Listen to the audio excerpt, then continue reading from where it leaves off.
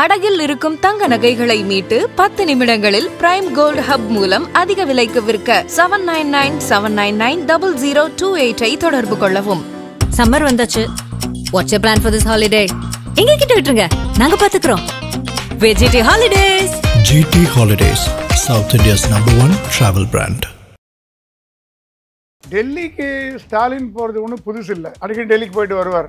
ஆனால் நித்தி ஆயோக் கூட்டத்துக்கு போனது மட்டும்தான் இவ்வளோ சர்ச்சையை கிளப்பியிருக்குன்னா அது காரணம் இல்லாமல் இல்லை. நித்தி ஆயோகை கடுமையாக எதிர்த்தவர் ஸ்டாலின். இந்த டாஸ்மாக் ரேட் மட்டும் இல்லை வச்சுக்கோங்க, இது கடந்து போயிடும். ஆனால் என்னதான் கூட்டி கழிச்சு பார்த்தா கூட பிரதமர் மோடிக்கு ஸ்டாலின் மேல ஒரு தனி பாசம் இருக்கு. சார் என்ன சார் சொல்றீங்க? அது எனக்கு டெல்லி வட்டாரங்கள் சொல்றது. லாஸ்ட் டைம் வந்து கருப்பு கொடி காமிச்சாங்க, இப்போ வந்து கவர்னருக்கு எதிராக கேஸ் போட்டிருக்காங்க. ஆமா, நிதி பண கேஸ் போட்டிருக்காங்க. கவர்னர் வந்து செல்லாக்கா தாக்கிட்டாங்க, டம்மியா. என்னதான் இருந்தா கூட மோடிக்கு ஸ்டாலின் மேல ஒரு தனி பாசம் இருக்கிறதை டெல்லி வட்டாரங்கள் கூறுகின்றன. ஒரு பவர்ஃபுல் டீமே வந்து பிரபலமானவர்கள் தமிழ்நாட்டுக்கு அவசரம் உழைக்கிறாங்க. யார் சார்? அந்த வெங்கையா நாயுடு, சந்திரபாபு நாயுடு, எல்லா தெலுங்கு குரூப் எல்லாம் இருக்கு. எல்லா தமிழ்நாட்டுக்கு அப்படி வேலை செய்யறாங்க. தமிழ்நாடு அரசாங்கத்தை காப்பாற்றுவதற்கு பிஜேபியில் ஒரு அணியே இருக்குது. அதுவும் தெலுங்கு லாபி. ஸ்டாலின் டெல்லி போயிருக்காரு, ஆனா உதயநிதி புதுக்கோட்டையில இடி என்ன நாங்க மோடியவே பாத்துக்கோன்னு பிரஸ் மீட் கொடுத்திருக்காரு. சார் இதை நாம எப்படி புரிஞ்சுக்கிறது? ஸ்டாலின் டெல்லிக்கு போனதுக்கும் அவர் பையன் பேசுறதுக்கும் வித்தியாசம் தெரியல. ஏன்னா யாராவது ஒருத்தர் முட்டு கொடுத்தே ஆகணும் கட்சிக்கு. நம்பர் 2 பொசிஷன் இருக்கிறவர் உதயநிதி தான். அவர் தான் முட்டு கொடுத்து பேசணும். அவர் பேசியிருக்காரு. ஸ்டாலினுக்கு சப்போர்ட்டா டெல்லியில குரல் கொடுக்கறது எல்லாம் நம்ம பேசணும். ஒரு முக்கியமான குரலை விட்டோம். அதானி குரல் கொடுக்கிறார் ஸ்டாலினுக்காக. அதானி குரல் கொடுக்கிறார் டெல்லியில. ஏன்னா யார் சொன்னாலும் கேட்காத பிரதமர் அதானி சொன்னா கேட்பான்னு உங்களுக்கு தெரியும். பவன் கல்யாணம் வச்சு பாஜக திட்டம் தீட்டிக்கிறதா? ரஜினி அளவுக்கு பவன் கல்யாண் தமிழ்நாட்டில் பாப்புலரான கிடையாது. ஆந்திரால அவருக்கு இருக்கிற பாப்புலாரிட்டி வச்சுட்டு அந்த பாப்புலாரிட்டி தமிழ்நாட்டில் பாஜகவுக்கு உதவ முடியுமான்னு பாக்குறான். அதுக்கு தப்பு இல்லை. எடுபடுமா சார்? எடுபடும். ஆதன் நேயர்களுக்கு அன்பு வணக்கம். இன்று நம்மோடு மூத்த பத்திரிகையாளர் திருமிகு பிரகாஷ் எம் சுவாமி அவர்கள் உள்ளார். வணக்கம் சுவாமி சார். வணக்கம். தமிழக முதல்வர் நிதி ஆயோக் கூட்டத்துக்காக டெல்லி போயிருக்காரு. அந்த போட்டோஸ் எல்லாம் நீங்க பார்த்திருப்பீங்க. ஒரு 3 ஆண்டுகளாக வந்து நிதி ஆயோக் கூட்டத்தை வந்து தமிழ்நாடு புறக்கணித்தது. கடந்த முறை லாஸ்ட் வருஷம் வந்து நான் ஏன் நிதி ஆயோக் கூட்டத்துக்கு போக மாட்டேன் அப்படிங்கிறதுக்கு ஒரு 9 நிமிஷம் ஒரு வீடியோ வந்து நம்முடைய முதல்வர் மு.க. ஸ்டாலின் அவர்கள் வந்து போட்டிருந்தாரு. இதை வந்து பலரும் பல விஷயங்களோடு ரிலேட் பண்ணி பார்க்குறாங்க. சமீபத்தில் தான் இந்த டாஸ்மாக் விவகாரத்தில் உச்சநீதிமன்றம் ஸ்டே கொடுத்துருந்தாங்க. அதற்கு முன்னாடி ஒரு மிகப்பெரிய ஒரு ரைடு. இந்த ரைடில் இருந்து தப்பிப்பதற்காக, ஒரு சரணாகதி ஆவதற்காக தான் ஸ்டாலின் அவர்கள் வந்து நிதி ஆயோக் கூட்டத்தை பயன்படுத்தி கொண்டார் அப்படிங்கிற ரீதியில் எடப்பாடி பழனிசாமி அவர்கள் பேசியிருக்காரு. அதே போல் தாவேக தலைவர் நடிகர் விஜய் அவர்களும் இதை பற்றி பேசியிருக்காரு. ஸ்டாலினுடைய டெல்லி பயணம் எதை சார் காட்டுகிறது? உரிமைக்காக டெல்லிக்கு போனாரா, இல்லை சரணாகதி ஆவதற்காக டெல்லி போனாரா, சமரசமா இல்லை சமாதானமா, என்ன நடந்திருக்கு சார் டெல்லியை பொறுத்த வரைக்கும்? டெல்லிக்கு ஸ்டாலின் போகிறது ஒன்றும் புதுசு இல்லை, அடிக்கடி டெல்லிக்கு போயிட்டு வருவார். ஆனால் நித்தி ஆயோக் கூட்டத்துக்கு போனது மட்டும்தான் இவ்வளோ சர்ச்சையை கிளப்பியிருக்குன்னா அது காரணம் இல்லாமல் இல்லை. நித்தி ஆயோகை கடுமையாக எதிர்த்தவர் ஸ்டாலின். எல்லாரும் தெரியாது. நித்தி ஆயோகால் எந்த லாபமும் கிடையாது. இவர் தமிழ்நாட்டில் ஸ்டேட் பிளானிங் கமிஷன் வச்சுருக்கார். தமிழ்நாட்டில் ஸ்டேட் பிளானிங் கமிஷன் அது மீட் பண்ணுறதே கிடையாது. நித்தி ஆயோக் அப்படி இல்லை, எவ்ரி இயர் மீட் பண்ணுறது.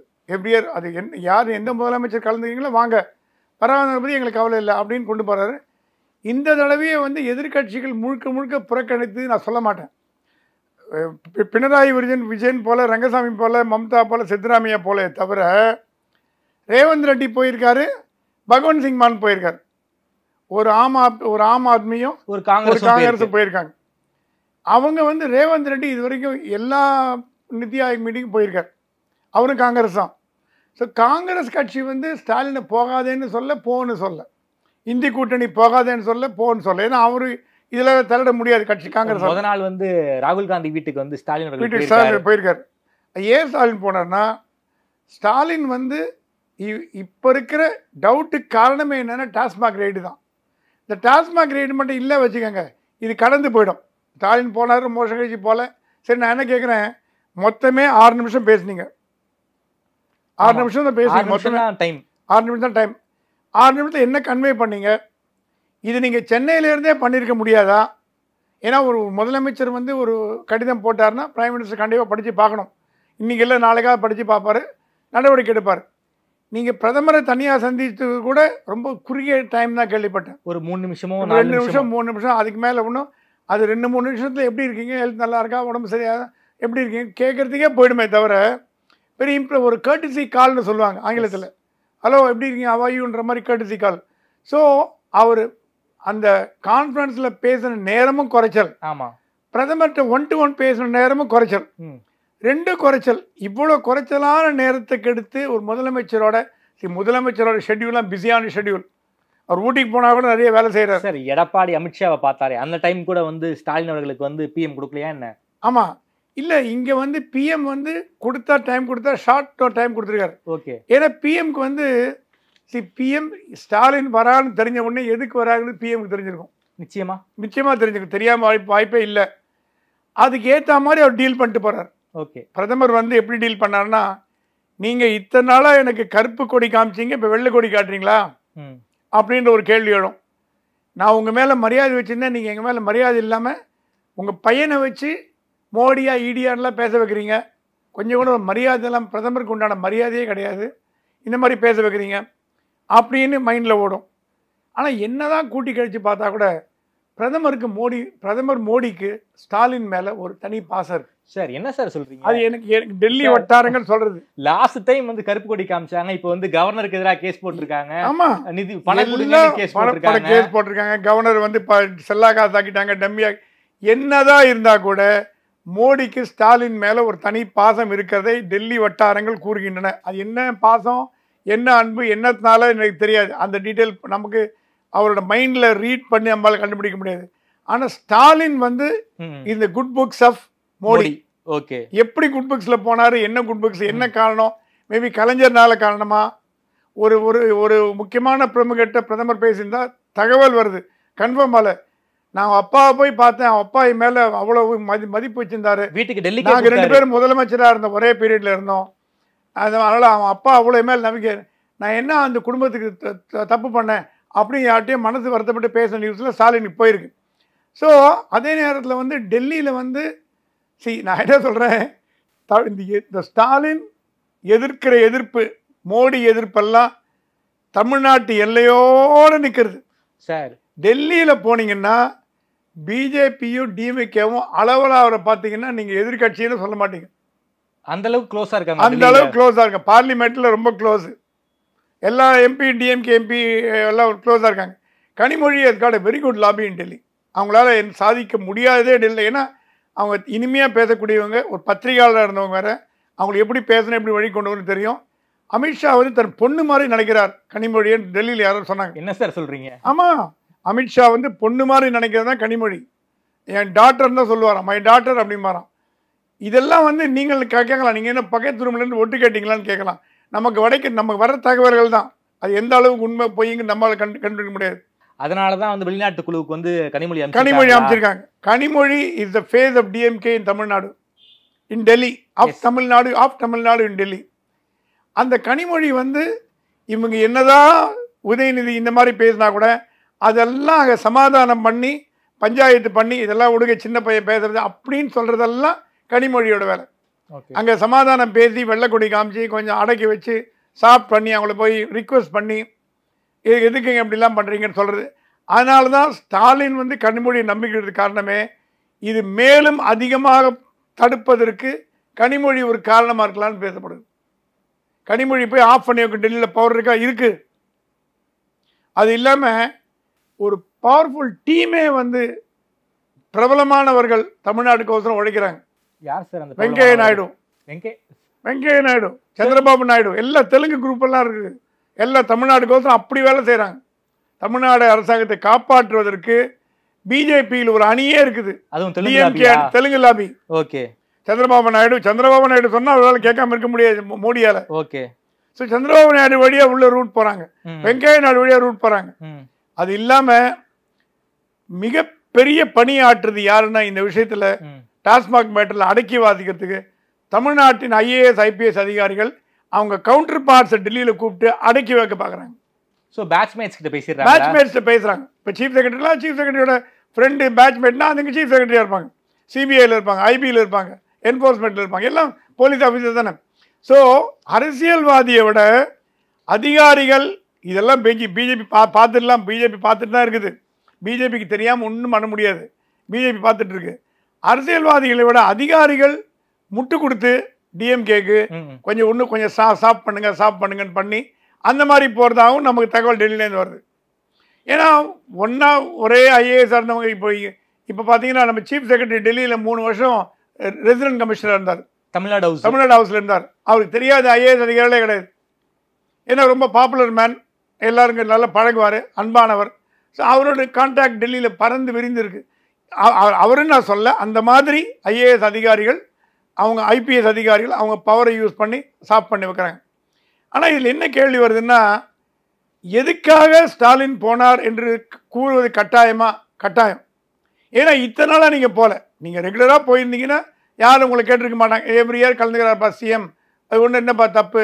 ஆனால் நீங்கள் மோடியை கடுமையாக எதிர்க்கிறீங்க, மோடியோட கொள்கைகள்லாம் எதிர்க்கிறீங்க, மோடின்ற பேரே உங்களுக்கு எட்டிக்காயா உட்காந்து பேசுறீங்க.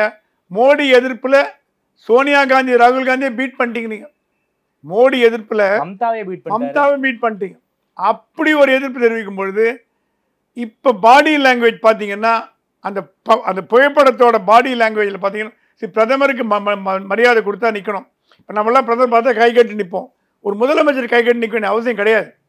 ஏன்னா முதலமைச்சருங்கிறது ஒரு எலெக்டட் போஸ்ட். அவரும் முதலமைச்சராக இருந்தால் பிரதமர் வந்திருக்கார், அவர் மரியாதை கொடுக்க தெரியும். சந்திரபாபு நாயுடு நின்ன விதமும் ஸ்டாலின் நின்ற விதமும் பார்த்தீங்கன்னா யார் எப்படி அந்த பாடி லாங்குவேஜ் என்ன கன்வே பண்ணுறது நமக்கு தெரியும். ஓகே. ஆகவே ஸ்டாலின் தமிழ்நாடு மக்களுக்கு ஏன் நீங்கள் டெல்லிக்கு போனீங்க, சரி ஏதோ ஒரு நிதி கேட்க போனீங்க, எல்லாம் மெட்ரோ அது இது எல்லா ப்ராஜெக்ட் 20 ப்ராஜெக்ட் என்ன வந்திருக்கு இது வரைக்கும் பணம்? 38,000 கோடி வரைக்கும் கேட்டீங்க ஒரு ப்ராஜெக்ட்டுக்கு, ஒரு பைசா வரல. ஸோ பணமே வராத இடத்துல போய் நீங்கள் முட்டி மோதி பண்ண போகிறீங்களா? இல்லை டெல்லி பயணம் இதுக்குன்னு தனியாக போனீங்கன்னா டெல்லி எதுக்கு போனாருன்னு கேள்வி. இப்போ துரைமுருகன் கதிரானந்த் ரெயின் நடந்த போது அடுத்த நாளே துரைமுருகன் கதிரானந்த் டெல்லிக்கு போனாங்க. சண்டே போனாரு போட்டு மண்டே வந்துட்டாரு. ஜெகத்ரட்சகனோட துரைமுருகன் அந்த கேஸே டிராப் ஆயிடுச்சு. அதே மாதிரி இப்போ ஸ்டாலின் டெல்லிக்கு போய் மோடியை பார்த்து வந்ததுக்கப்புறம் டாஸ்மாக் வழக்கு டிராப் ஆகுமான்ற கேள்வி எழுது. இப்போ இதுக்கெல்லாம் பதில் சொல்ல வேண்டியது பாஜக காரர்கள் தான். திமுகவோ அதிமுகவோ மதிமுகவோ கம்யூனிஸ்டோ கிடையாது. குற்றச்சாட்டுகள் எழும்பொழுது தமிழ்நாடு பாஜகவோ மத்திய பாஜகவோ இல்லை பிரதமரை விலை கொடுத்து வாங்க முடியாது, உள்துறை அமைச்சர் விலை கொடுத்து வாங்க முடியாது, நாங்கள் எடுக்கிற முடிவில் சரியாக இருப்போம் அப்படின்னு சொல்லணும். இதில் என்ன ஒரு வேடிக்கைன்னா, டாஸ்மாக் வழக்கில் கவர்மெண்ட் சார்பா சரியா வாதாடலன்னு ஒரு கம்ப்ளைண்ட் வருது. கவர்மெண்ட் சார்பானா இடி சார்பா சரியா வாதாடல. ஏன்னா வாதாடி இருந்தானே இந்த அளவுக்கு வந்திருக்காது.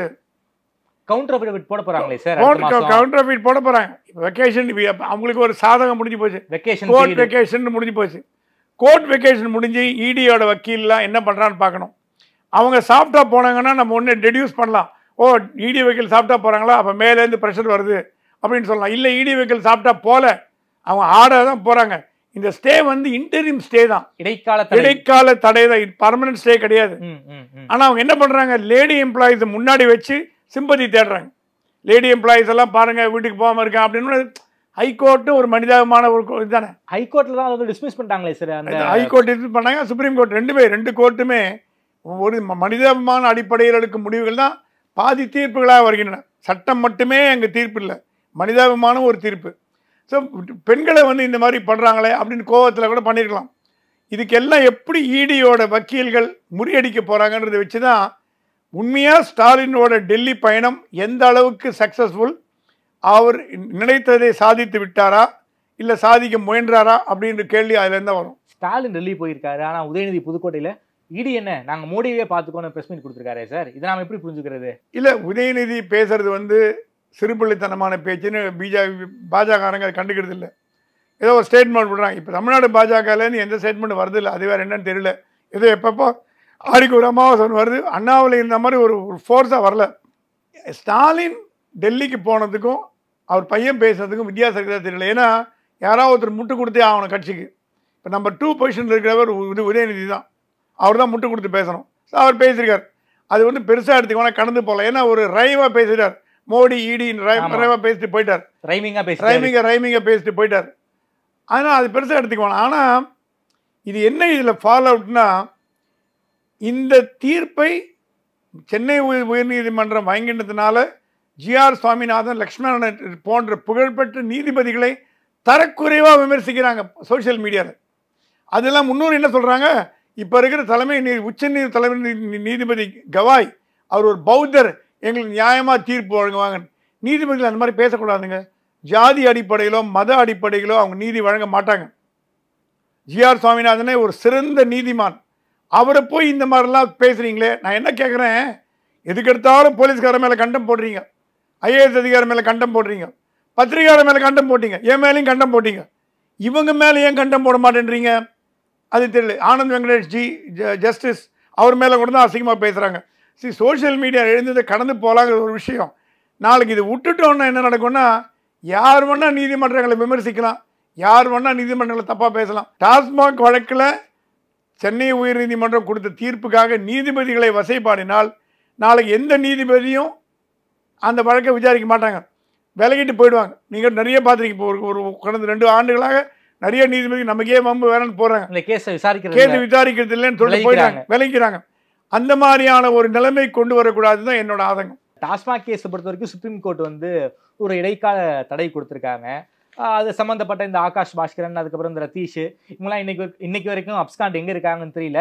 இந்தியாவுக்கு விரைவில் திரும்பி வருவாங்கங்கிற தகவல் வந்து தேசியமாக பேசப்பட்டு இருக்கு. இந்த டாஸ்மாக் வழக்கை என்ன பண்ண போகிறாங்க, எப்படி நடக்க போகுது, குறிப்பாக இவங்க எல்லாருமே இடி ராடாரில் மீண்டும் இருப்பாங்களா, இதை பற்றி ஒரு பெரிய கேள்வியாக இருக்கு. இதை பற்றி உங்கள் பார்வை? இடியோட கன்விக்ஷன் ரேட் 2% தான், ரொம்ப கம்மி. ஆமாம், ரொம்ப கம்மி.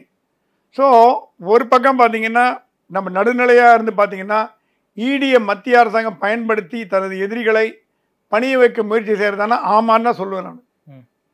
ஏன்னா அப்படி தான் நடக்கு. நீங்கள் வந்து 1+2 = 3, 1+2 = 4 முடியாது. ஆமாம், 3 தான் வர முடியும். இது வரைக்கும் இடி என்ன பண்ணித்து? துரைமுருகன் கேஸில் என்ன பண்ணித்து? கதிரானந்த் கேஸில் என்ன பண்ணித்து? இதுக்கு முன்னாடி எவ்வளோ அமைச்சர்கள்லாம் மாட்டினாங்க, என்னாச்சு? ஜெகத் ரட்சகன் என்னாச்சு? ஒன்றும் தெரியல. அரவிந்த் கெஜ்ரிவால் கேஸ் என்ன? அவரை உங்களோட எண்ணம் கண்டிப்பாக நிறைவேறியது. அரவிந்த் கெஜ்ரிவால் வீட்டுக்கு அமிச்சிட்டிங்க, போச்சு. அதுக்கப்புறம் இடி என்ன ஆச்சு? மணிஷ் சிசோடியா வேறு இடி என்னாச்சு?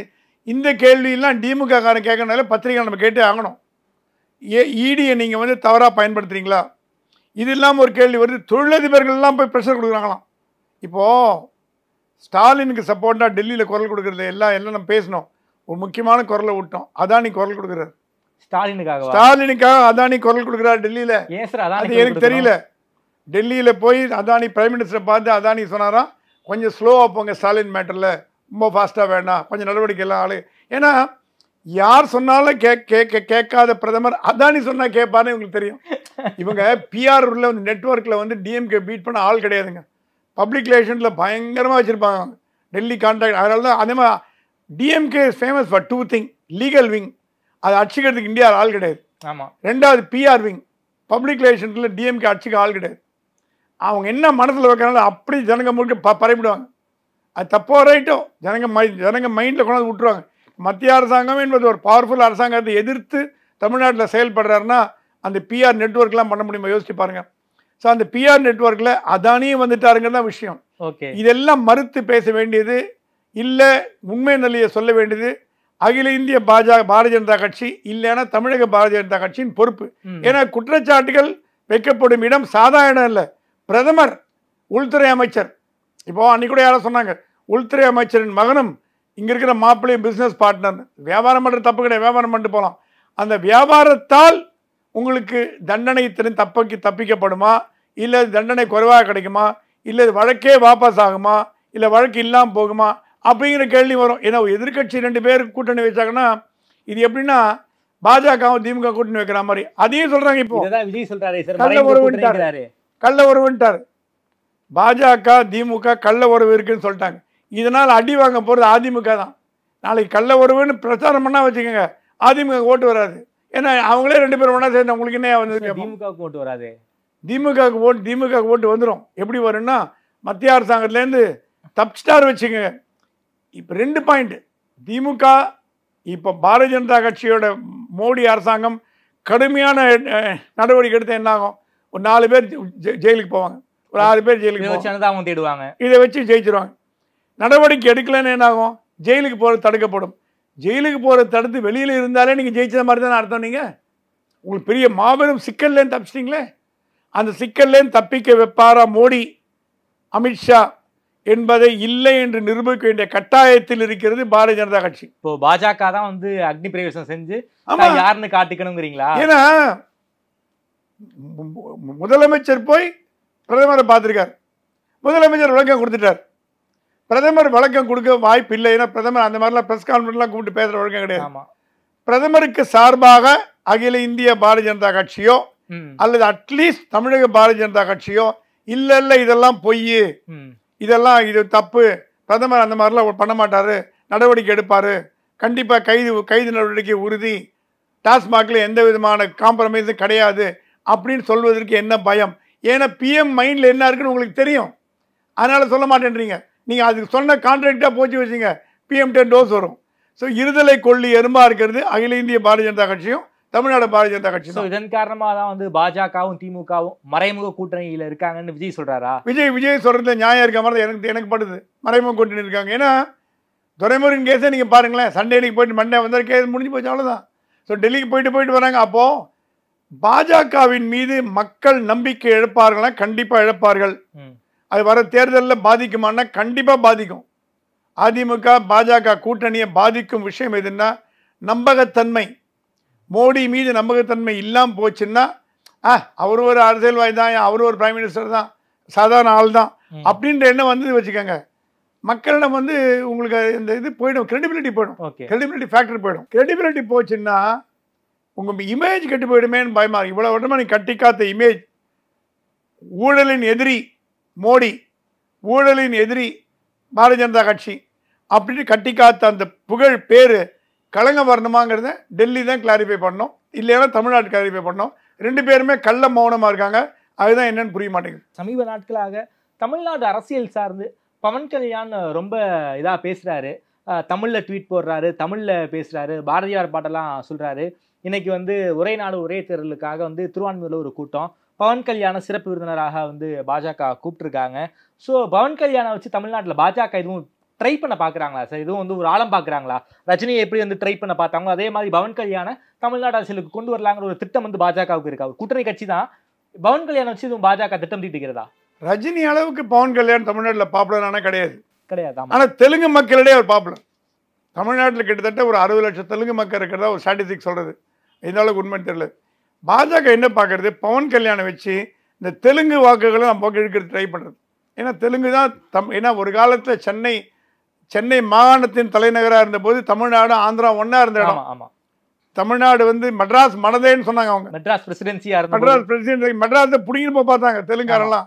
அப்புறம் மாப்போசிலாம் சண்டை போட்டு தடுத்து நிறுத்தினார். பொட்டி ஸ்ரீராமுலு உண்ணாவிரதம் செத்தே போனார் ஆந்திராவோட தனி ஆந்திரா பிரிக்கிறதுக்கு. ஸோ ஆந்திராவும் தமிழ்நாடும் ஒன்றா இருந்த காலத்துல இருந்தே தமிழ்நாட்டில் தெலுங்கு இன்ஃப்ளூயன்ஸ் அதிகம். சென்னையில் தெலுங்கு இன்ஃப்ளூயன்ஸ் பல தொகுதிகளில் தெலுங்கு வேட்பாளர்கள் நிற்க வைப்பாங்க, தெலுங்குல கேன்வாஸ் பண்ணுறாங்க. அது ஒன்று. அதனால என்னன்னா பவன் கல்யாணை வச்சு இப்போ பவன் கல்யாண் வந்து நான் கேள்விப்பட்டவருக்கு KS ராதாகிருஷ்ணன் இவர் வழக்கறிஞர் மதிமுகவில் அவரை தலைவராக போட்டு தமிழ்நாட்டோட விங்கு திறக்க போகிறதா கேள்விப்பட்டேன். ஜனசேனாவோட தமிழ்நாடு விங்கு திறக்க போகிறார். அர்ஜுனமூர்த்திலாம் ஹெல்ப் பண்ணுறாங்க. அப்படிப்பட்ட ஒரு சூழ்நிலை தமிழ்நாட்டில் தெலுங்கு வாக்குகளை ஈர்க்க வேண்டும் என்ற ஒரே காரணத்துக்காக இவங்க பவன் கல்யாண் கொண்டு வந்து இன்றைக்கி ஒரு பெரிய ரோட் ஷோ பண்ணியிருக்காங்க. நல்ல மாபெரும் க்ரௌடு. பவன் கல்யாண் படித்தது வளர்ந்ததெல்லாம் சென்னை தான். அவர் டிநகர்லேயே சொல்கிற டிநகர் எனக்கு பிடிச்சமான கீதா கேப்பில் போய் காஃபி சாப்பிடுவேன். அவரை பழைய நினைவுகள் நான் ஒரு வாட்டி மீட் பண்ணேன் டெல்லியில். என்ன இவ்வளோ அழகாக தமிழ் பேசுகிறீங்கண்ணா, என்னங்க உங்களோட தமிழ் நான் நல்லா பேசுவேன் கிண்டல் பண்ணார். ரொம்ப வெரி சாஃப்ட் மேன், ரொம்ப ஜோவியல் டைப்பு. ஆந்திராவில் அவருக்கு இருக்கிற பாப்புலாரிட்டி வச்சுட்டு அந்த பாப்புலாரிட்டி தமிழ்நாட்டில் பாஜகவுக்கு உதவ முடியுமான்னு பார்க்குறான். அதுக்கு தப்பு இல்லை. எடுபடுமா சார்? எடுபடும். தெலுங்கு பேசும் மக்களிடம் பவன் கல்யாண் பாப்புலர். மலையாள ஓட்டுக்கு வேற யாராவது கொண்டு வரலாம், சுரேஷ் கோபி கொண்டு வரலாம். பாஜக என்னென்ன வேலையை பண்ணணுமோ அத்தனை ஜிமிக்கி வேலையும் பண்ணும். ஸோ சுரேஷ் கோபியை கொண்டு வரலாம், இங்கேருந்து இவர் பவன் கல்யாண் கொண்டு வரலாம், கனடாலேருந்து ராஜ்குமார் பையனை கொண்டு வரலாம். இதெல்லாம் பண்ணி பார்க்கும். ஏன்னா ஒரு தேர்தல்னு வந்துட்டா ஒரு வியூகம் அமைப்பதில் எல்லா விதமான வியூகம் அமைக்கலாம். சரி, இப்போ டிஎம்கேவோ அதிமுகவோ இந்த மாதிரி கொண்டாட முடியாது. ஏன்னா அவங்களுக்கு வந்து தமிழ்நாடு கட்சி ரீஜனல் பார்ட்டி. டெல்லி காங்கிரஸ் கூட கொண்டு வரது கஷ்டம். ஏன்னா காங்கிரஸில் யாருமே அந்த மாதிரி இல்லை. ஆனா இவங்க பவன் கல்யாண் இருக்கிறதுனால வைஎஸ்ஆருக்கு அப்புறம் காங்கிரஸ் காணாம போயிடுச்சு ஆந்திரால காணாம போச்சு, இந்தியா லெவல்லையும் காங்கிரஸ் காணாம போச்சு, ஆல் இந்தியா லெவலையும் காணாம போச்சு. ஆகவே தமிழ்நாட்டில் பாஜகவின் வளர்ப்பதற்கு, தேர்தலில் ஜெயிப்பதற்கு என்னென்ன உதவிகள் தேவைப்படுமோ, என்னென்ன எண்ணங்கள் தேவைப்படுமோ அதெல்லாம் பண்றது இப்ப ஆரம்பிக்கிறாங்க. இதை விட பெரும் நிறைய கூத்தெல்லாம் பார்க்க பண்ணணும். நிறைய வர பாருங்க, டெல்லியிலேருந்து வருவாங்க, கேம்பெயின்குன்னு வருவாங்க, அதுக்கு பண்ண வருவாங்க, நிறைய செலவு வைப்பாங்க. தமிழ்நாடு பிஜேபிக்கு செலவு நிறைய வைக்க போகிறாங்க. இது வந்து சந்திரபாபு நாயுடு வந்து தமிழ்நாடு மேலே ஒரு பாசமாக இருக்கார். சந்திரபாபு நாயுடு வந்தார்னா சிஇஓலாம் ஓட்டு போடுவோம், தமிழ்நாட்டில் இருக்க சிஇஓலாம் ஓட்டு போடுவான் சந்திரபாபு. ஏன்னா இது known tech man CEO of Andhra Pradesh பரவர். ஓகே, அவருக்குன்னு ஒரு செல்வாக்கு இருக்குது படித்த மக்களிடம். சந்திரபாபு நாயுடு உள்ளே வந்தாலும் வரலாம். ஸோ இந்த தேர்தல் வந்து ஒரு வித்தியாசமான தேர்தலாக இருக்குமானா கண்டிப்பாக வித்தியாசமான தேர்தலாக இருக்கும். நம்ம சார் என்ன சார் அண்ணாமலை அம்பன் விட்டாங்களே சார் டெல்லி பாஜக, எந்த ஒரு புதிய பொறுப்பும் கொடுக்கல போல இருக்கே. அண்ணாமலை நாளைக்கு ஒரு மீட்டிங்கில் பேசுகிறார், ஜூன் 1ஆம் தேதி பேசுகிறார். அண்ணாமலை வந்து தனி கட்சியில் ஆரம்பிக்க மாட்டார், அது கண்டிப்பாக டெஃபினட்டாக அந்த பாஜகவுக்கு அண்ணாமலை துரோகம் பண்ண மாட்டாருங்கிறது என்னோட கருத்து. பாஜக விட்டு விலகி ஒதுங்கி இருக்கலாம், ஆனா விலகி இருப்பாரான்னு கேட்டீங்கன்னா விலகி இருக்க மாட்டார். ஏன்னா இப்போ 1ஆம் தேதி இன்னைக்கு ஒரு மீட்டிங் பேச போற, ஆர்ஆர் சபால பேசுறாரு. அந்த மீட்டிங்ல என்ன அவரோட மைண்ட்ல என்ன இருக்குன்னு கொஞ்ச நாளா பத்திரிகையில அவர் முன்னால பேசவே இல்லை, மீடியால பேசல. ஆமா, இந்த 1ஆம் தேதி மீட்டிங் வந்து ரொம்ப ஆவலுடன் எதிர்பார்க்கப்படுகிறது. அதுல அண்ணாமலை என்ன கருத்தை சொல்ல போறார், என்ன பண்ண போறாருன்னு பொறுத்து இருந்து பார்க்கணும். ரொம்ப நன்றி சார். தமிழ்நாடு அரசியல் தொடர்பான பல்வேறு கேள்விகளுக்கு ரொம்ப விரிவாக பதில் சொல்லியிருக்கீங்க. குறிப்பாக முதலுடைய டெல்லி பயணம் பத்தி பல்வேறு விஷயங்களை ரொம்ப வெளிப்படையாக பேசியிருக்கீங்க. டெல்லியில தமிழ்நாடு கவர்மெண்ட்டை காப்பாற்றுறதுக்கு ஒரு மிகப்பெரிய ஒரு லாபி வேலை பார்க்குறது. அந்த லாபியில தெலுங்கு லாபியும் இருக்காங்க, அதானி லாபியும் இருக்காங்கன்னு உங்களுக்கு கிடைச்ச தகவல்களை பத்தி ரொம்ப விரிவாக பேசியிருக்கீங்க. நேரில் இருந்து நேரம் கொடுத்து பேசியமைக்கு நன்றி சுவாமி சார். நன்றி.